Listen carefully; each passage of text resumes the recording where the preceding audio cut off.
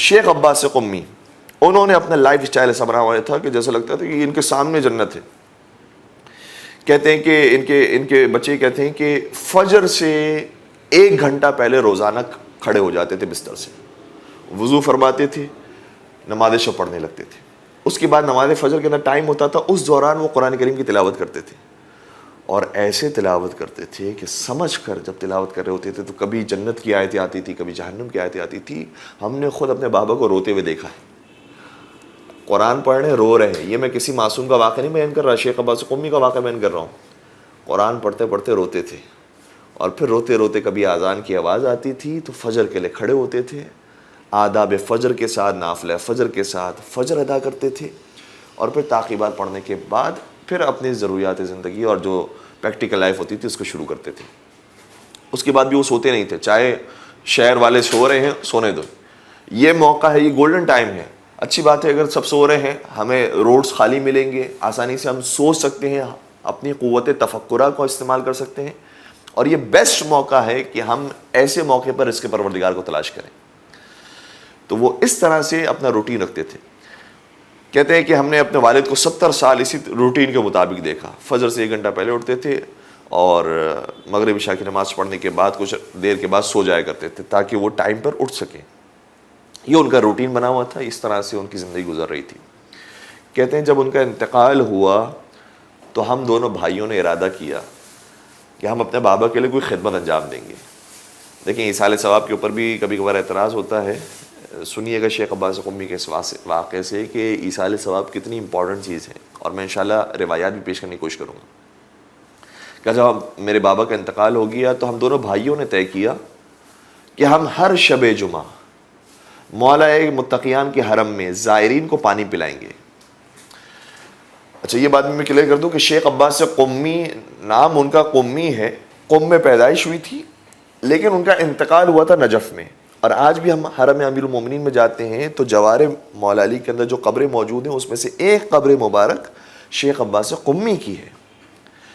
تو حرم مولا علی کے علیہ السلام کے اندر ان دونوں بیٹوں نے یہ طے کیا کہ ہم ہر شب جمعہ جائیں گے، وہاں پر آنے والے زائرین کی خدمت میں پانی پیش کریں گے.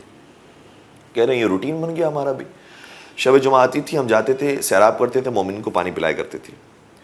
ایک شب جمعہ ایسی آئی جس میں ہم جانا بھول گئے یا کوئی مصروفیت تھی نہیں جا پائے. اسی رات خواب میں بابا آئے اور بابا آ کر مجھ سے کہنے لگے میں پیاسا ہوں، مجھے پانی پلا دو. اب خواب تھا، میں نے وہیں سے قریب سے کوئی پانی بھرا نل سے اور لا کر میں نے بابا کی خدمت پیش کیا، پانی پی لیجئے. بابا نے کہا یہ والا پانی نہیں ہے، وہ پانی جو حرم مولا علی سے ملتا تھا وہ پانی مجھے پلاؤ. اور جب میں بیدار ہوا تو مجھے سمجھ میں آیا کہ جو جو نیکی ہم یہاں پر کر رہے ہوتے ہیں وہ ڈائریکٹلی ایصال ہو رہی ہوتی ہے ہمارے مرحومین تک. جیسی نیت کے ساتھ، جس کیفیت کے ساتھ وہ نیکی کی ہے وہ سب ایصال ہو رہا ہے. اور چھٹے امام جعفر صادق علیہ السلام ارشاد فرماتے ہیں جب ان کے سامنے ایک صحابی آیا اور عرض کیا کہ فرزند رسول کبھی کبھار میں حج پر جاتا ہوں تو یہ نیت کرتا ہوں کہ میں اپنے بابا کی طرف سے حج کروں، کبھی یہ نیت کرتا ہوں اپنے بھائی کی طرف سے حج کروں، کبھی یہ نیت کرتا ہوں فلاں رشتہ دار کی طرف سے حج کروں. تو کیا یہ حج پہنچتے بھی ہیں ہمارے مرحومین تک؟ امام نے بڑا خوبصورت جملہ ارشاد فرمایا نہ صرف یہ کہ وہی حج پہنچتا ہے مرحومین تک بلکہ اسی جیسا حج پروردگار تمہارے لیے بھی خلق کرتا ہے اور تمہیں بھی ثواب ملتا ہے.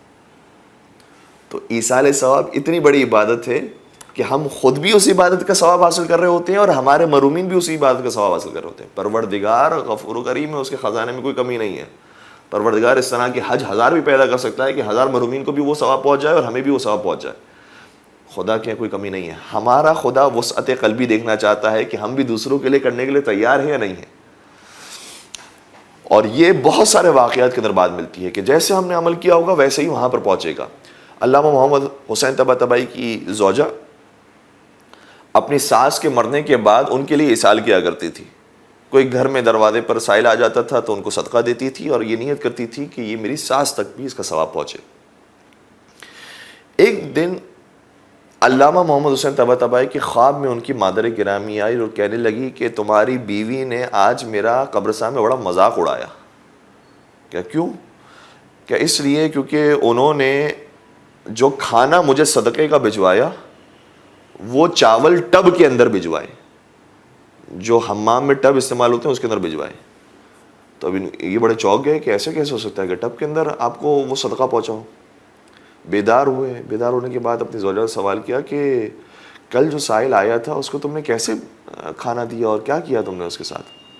کہا کہ ہاں وہ کل سائل آیا تھا, چاول تیار تھے, میں نے چاول نکالنا شروع کیا لیکن برتن دھلے ہوئے نہیں تھے, تو میں نے سوچا کہ وہ سائل چلا نہ جائے اس لیے حمام سے ٹب لیا, ٹب کے اندر وہ چاول بھر دیے اور وہ سائل کو دے دیے. سائل نے بھی بڑی دعائیں دی اور وہ چلا گیا. تو کہا کہ میری ماں خواب میں آئی تھی اور کہہ رہی تھی کہ جس ٹب میں تم نے چاول دیے تھے وہی ٹب کے چاول مجھے قبر کے اندر ملے. تو اتنا ایگزیکٹ وہ چیز پہنچتی ہے, گویا پروردگار کے پاس فوٹو اسٹیٹ مشین موجود ہے. ہم جو یہاں سے بھیج رہے ہیں بالکل وہی فوٹو اسٹیٹ ہو کر وہاں پر جا رہا ہے. تو اگر انسان نے محفل رکھی ہے, قرآن خوانی رکھی ہے, مجلس رکھی ہے, اور یہ بھی ظاہر سی بات افیکٹ کرتا ہے کہ وہ مجلس لوگوں کو دکھانے کے لیے رکھی ہے یا واقعی خلوص نیت کے ساتھ رکھی ہے کہ اس کا ثواب میری ماں کو پہنچے, اس کا ثواب میرے باپ کو پہنچے, تو پھر ویسا ہی ثواب وہ ایصال ہوتا ہے اور وہاں پر پہنچتا ہے.